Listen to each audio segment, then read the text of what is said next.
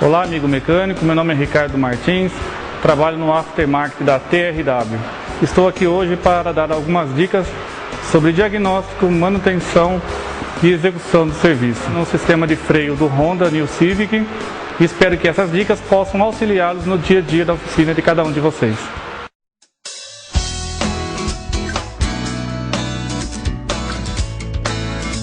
Bem, para começar o diagnóstico no veículo é importante, antes de mais nada, verificar as lâmpadas do painel.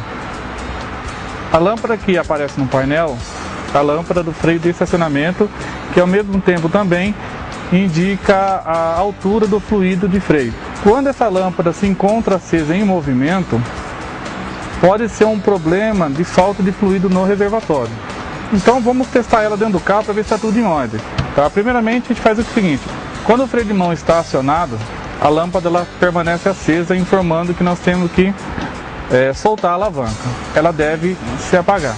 Com o carro em andamento, a lâmpada tem que permanecer apagada. Se acender por algum motivo, pode ser sinal de fluido de freio baixo. Puxando o freio novamente, ela se acende, informando que o freio de mão está acionado. Essa lâmpada ela tem uma característica importante, que quando ela está acesa em movimento, é comum o pessoal completar o nível do fluido. E esse é um grande problema do mercado, porque o fluido baixo também pode estar indicando uma pastilha de freio já com a sua massa de atrito bem baixa já. Então, antes de você fazer qualquer tipo de manutenção no fluido, o correto é você verificar a espessura das pastilhas. E caso esteja tudo em ordem, pode ser algum vazamento. Por isso que é importante, antes de mais nada, verificar, fazer uma revisão no freio antes de completar.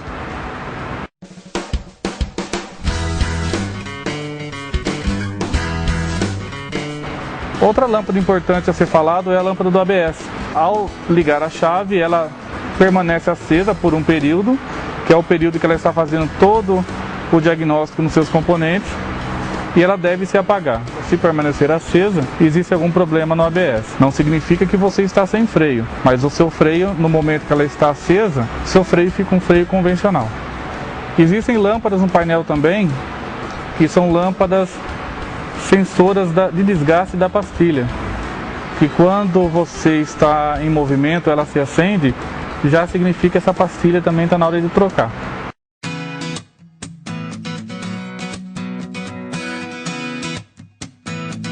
Outro teste que nós vamos fazer é o teste da alavanca do freio de mão. É comum a alavanca do freio de mão ficar em torno de 3 a 4 cliques.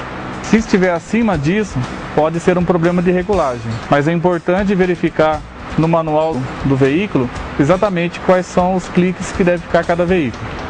Caso o correto for de 3 a 4 cliques e tiver com uma altura muito grande, é preciso fazer uma manutenção, verificar o que está acontecendo. Provavelmente uma desregulagem no freio traseiro. Puxando a alavanca, você conta os entes. Nesse caso, estaria numa posição adequada.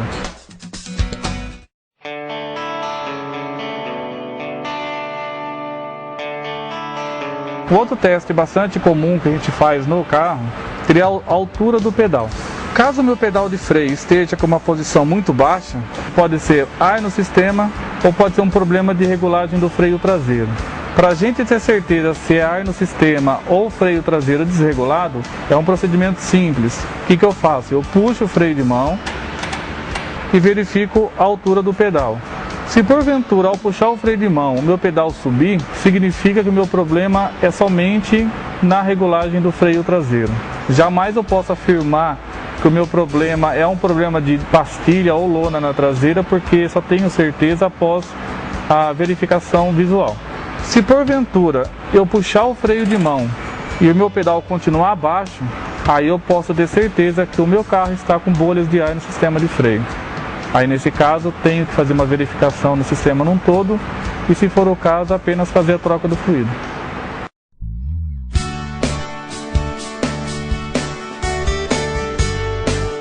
Outro teste importante é para saber se o pedal está cedendo ou não. É muito comum o cliente estar andando com seu carro num semáforo qualquer, perceber que o pedal está cedendo e ele fica preocupado em saber o que pode ser. Então, para a gente ter certeza o que é ou não, qual é o teste correto? Você vem no carro, pisa no pedal, por uns 10 segundos mantém o pedal aplicado e verifica se o pedal vai ceder. Faça o mesmo procedimento com o carro funcionando. Se possível, dê partida sem pisar no freio, tá? Para que você não confunda com o problema do servo-freio.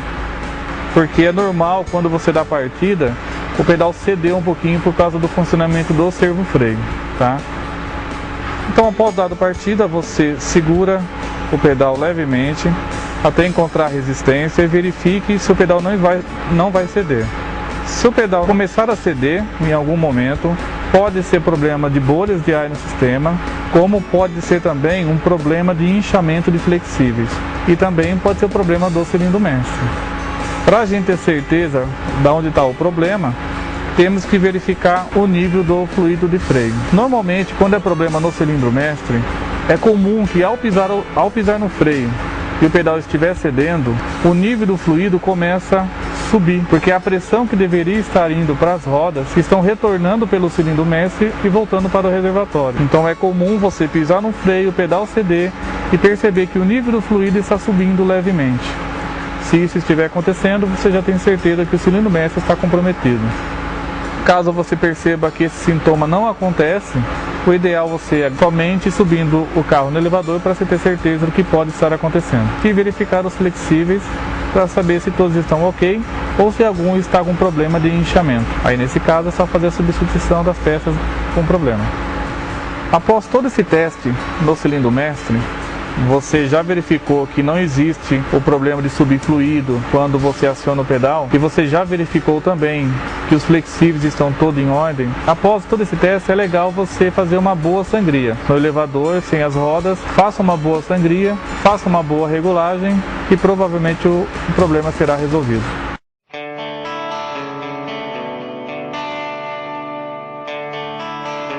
Outro teste importante é o teste do servo-freio. Para a gente poder testar o servo-freio, tem um procedimento muito simples. O primeiro passo é você desliga o carro, dê várias bombadas no pedal de freio com o carro desligado, segure o pedal acionado e dê partida. O pedal vai ceder levemente, em torno de 2 centímetros mais ou menos. Isso significa que houve uma formação de vácuo dentro do servo-freio, por isso que o pedal cedeu. Caso não acontecesse esse sintoma, provavelmente o servo-freio estaria comprometido. No servo-freio existe uma outra peça também que se chama válvula de retenção de vácuo. A função dessa válvula de retenção de vácuo é simplesmente manter o vácuo dentro do servo-freio para uma necessidade no caso de uma emergência. Como você faz para testar essa válvula? Deixa o carro ligado por uns 2 segundos, desligue o carro. Dê umas pisadas no freio e verifique se após a terceira freada ou a terceira bombada no freio, se o pedal sobe novamente. Se o pedal voltar na posição normal dele com o carro desligado, significa que a válvula está funcionando.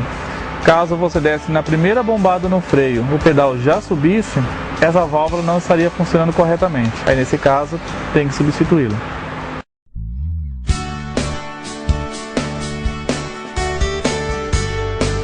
O último teste é o teste de formação de vácuo. O servo-freio só funciona se ele for alimentado pelo vácuo do motor. E se houver algum problema nessa alimentação, o pedal também pode ficar duro, confundindo o mecânico, achando que pode ser um problema no servo-freio. Então, para a gente ter certeza que não é servo-freio nosso problema, existe um procedimento muito simples também, qual é? Você dá a partida no carro, pisa no freio, tira o pé e pisa novamente. Faça isso no intervalo menor de 1 segundo. O pedal ele deve continuar macio em todo o momento. Se porventura, nesse intervalo menor de 1 segundo, o pedal começar a endurecer, pode ser um problema de alimentação de vácuo. E para poder confirmar tudo isso, eu piso no freio, tiro o pé, espero uns 10 segundos e piso novamente. Se o pedal ficar no intervalo de 10 segundos macio, significa que o meu servo-freio está em ordem. O meu problema é a alimentação de vácuo. Aí nesse caso pode ser um problema de mangueira obstruída, mangueira cortada ou até mesmo um problema no coletor.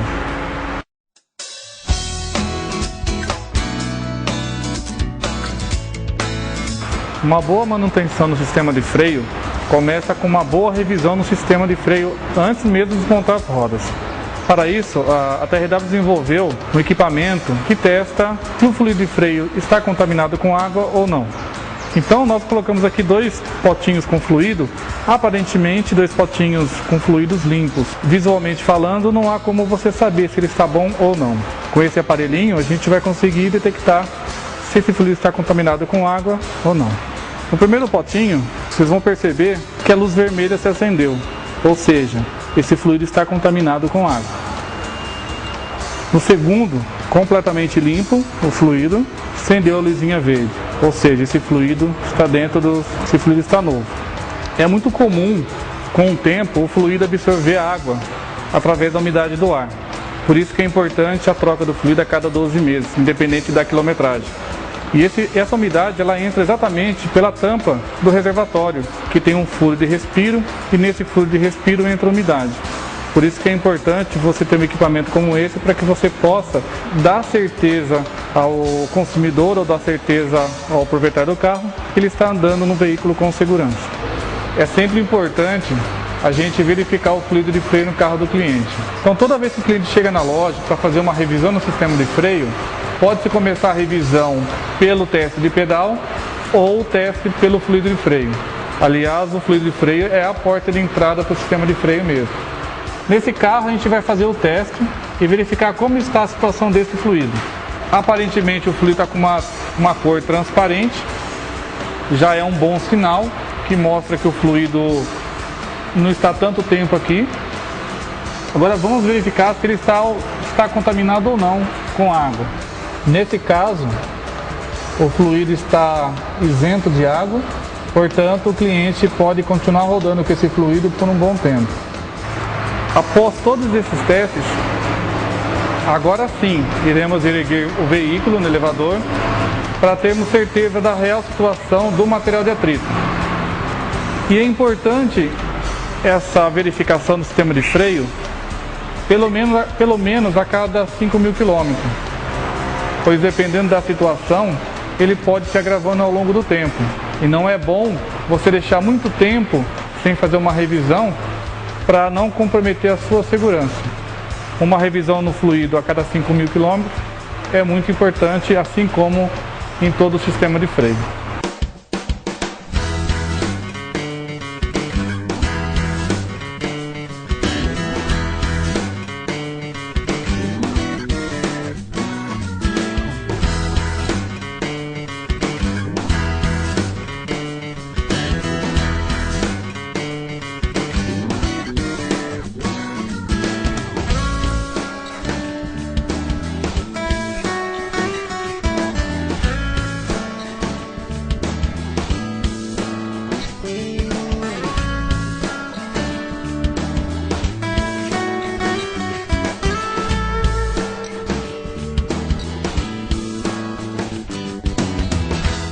Após erguer o veículo no elevador, é importante checar alguns pontos que é necessário para a segurança do condutor. Um dos pontos é o flexível. Nós temos que checar o flexível para saber se em algum ponto dele está cortado, inchado, com marcas. Qualquer problema nele pode indicar um problema relacionado à segurança. Nesse caso, o carro tem ABS. Também é importante então checar se todo o cabeamento do chicote ou do sensor do ABS está em ordem, se ele não está rasgado, cortado, com marca, pois qualquer falha nesse sensor pode ocasionar o não funcionamento do ABS. Após checar esses pontos, é importante agora fazer o seguinte: retirar as pinças fora e checar o estado da pastilha.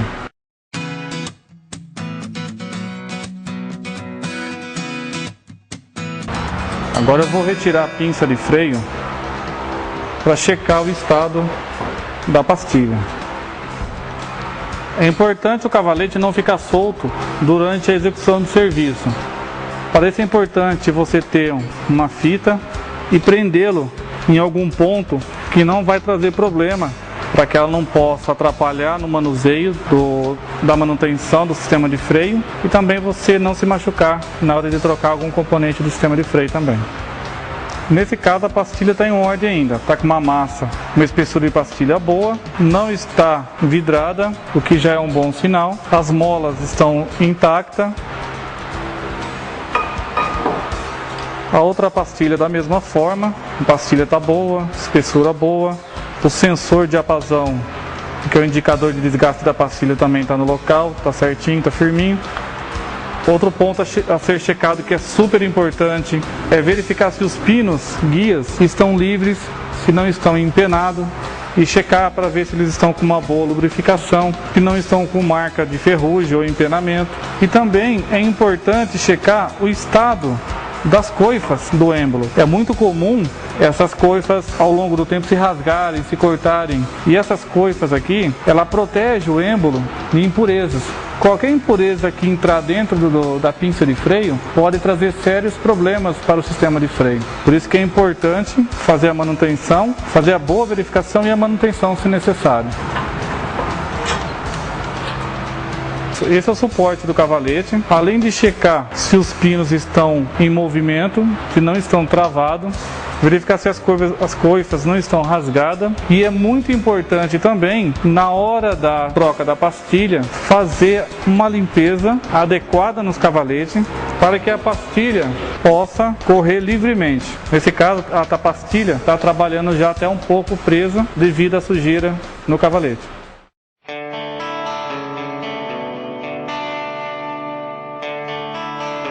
Agora nós vamos fazer a verificação do disco de freio. Nós vamos checar se os discos estão empenados ou não. Já instalamos o aparelho. A oscilação do disco de freio não pode variar mais do que 1/10 ou 10 centésimos. Nesse momento o ponteiro está no ponto zero. Vamos fazer um giro de 360 graus. Nesse caso o disco variou pouco mais de 1 centésimo. 2 centésimos no máximo, ou seja, esse disco aqui está ótimo, não tem empenamento nenhum. Caso esta oscilação tivesse superior a 1/10, provavelmente, com certeza, na verdade, o condutor iria sentir uma trepidação no volante ao acionar o freio. Seria interessante fazer o que agora? Retirar o disco e fazer o mesmo procedimento de medição no cubo de roda, pois qualquer oscilação também no cubo de roda superior a 4 centésimos pode trazer uma oscilação também no disco de freio, fazendo com que a trepidação no volante aconteça. Mas para você ter certeza, tem que desmontar o disco e medir o cubo. Não podemos levar em consideração somente o empeno do disco. Temos também que levar em consideração o empeno do cubo de roda também. Então, após tirar o disco de freio, vamos medir o disco para ver a espessura dele. No mínimo que esse disco pode ficar de espessura é de 19 milímetros. Esse disco aqui já está com 18 milímetros, ou seja, está abaixo da especificação. O maior problema com a medida abaixo do especificado é devido ao alto aquecimento que vai proporcionar no sistema de freio. Quanto menor a minha massa, quanto menor a espessura do disco, mais quente ele vai ficar no acionamento do freio. E essa alta temperatura pode vir a ocasionar trincas no disco, podendo provocar uma quebra por inteiro. Então, nesse caso, o recomendável, mesmo sabendo que a pastilha esteja boa, é a troca do disco e também das pastilhas.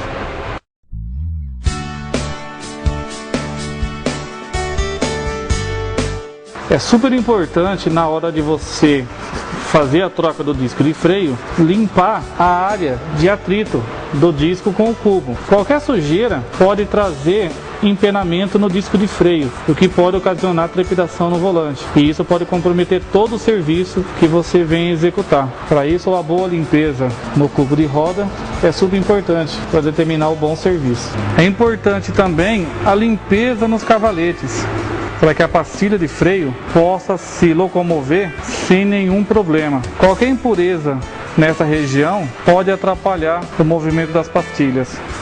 Olha a diferença do lado limpo do lado sujo. Com uma palha de aço ou com uma lixa é o suficiente para fazer a boa limpeza do cavalete. Depois de limpo o cavalete, É importante a limpeza nos pinos, verificar se não tem nem algum ponto corroído, se não está com marca de pancada. Qualquer problema encontrado nessa região tem que substituir os pinos. Se ele tiver tudo em ordem, faça apenas a sua lubrificação. Após a limpeza do pino, uma boa lubrificação com a graxa correta é importante para o bom funcionamento das pastilhas no cavalete.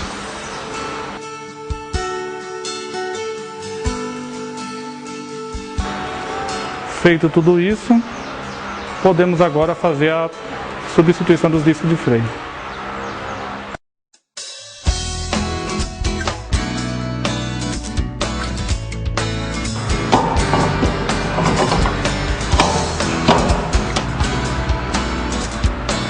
Isso, nesse momento só estou centralizando o disco. E agora que eu vou começar o processo de montagem.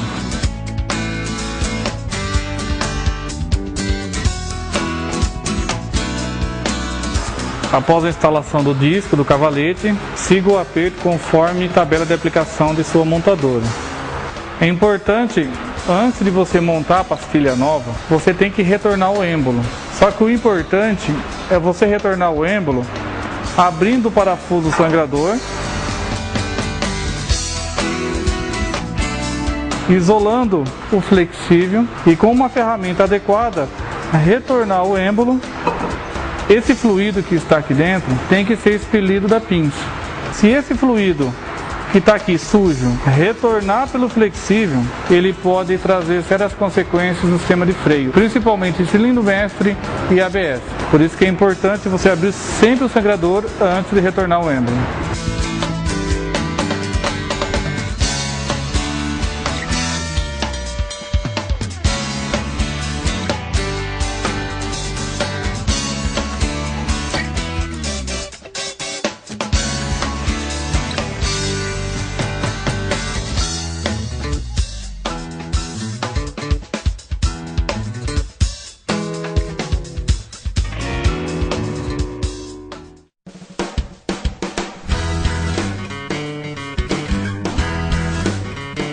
No freio traseiro, o sistema é basicamente o mesmo da dianteira.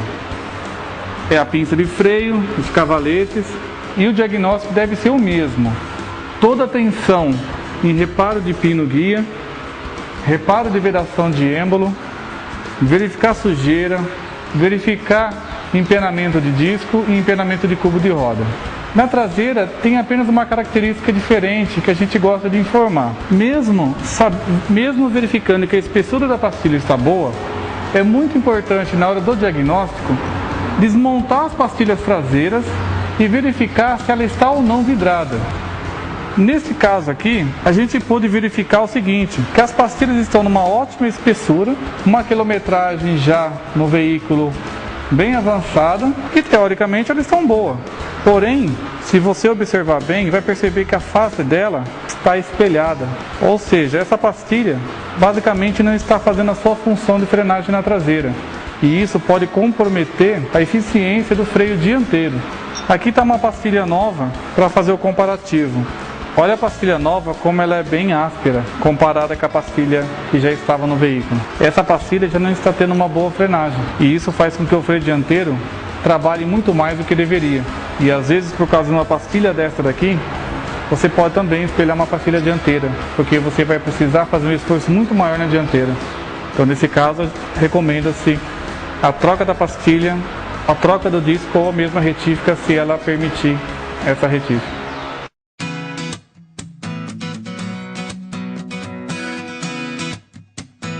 Bem, após concluído toda essa operação de diagnóstico e execução do serviço, espero que a gente possa ter contribuído com algumas dicas que foram dadas e espero que essas dicas possam ser benéficas a todos vocês e que essas dicas possam ser valiosas no dia a dia de vocês e que todo esse serviço possa servir de exemplo, porque um bom serviço, um bom diagnóstico, ele resulta em segurança e conforto para o consumidor. Obrigado e até a próxima.